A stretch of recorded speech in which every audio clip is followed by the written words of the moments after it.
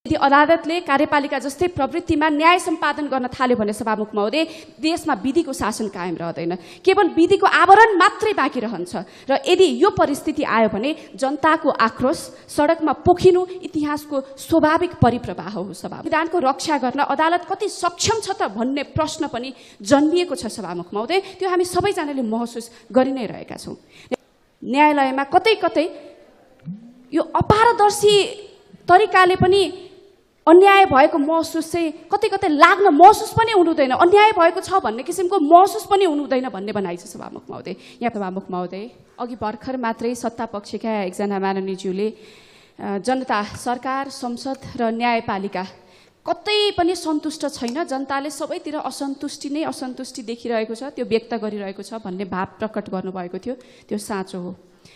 संसद र सरकार एउटा राजनीतिक परिवेशबाट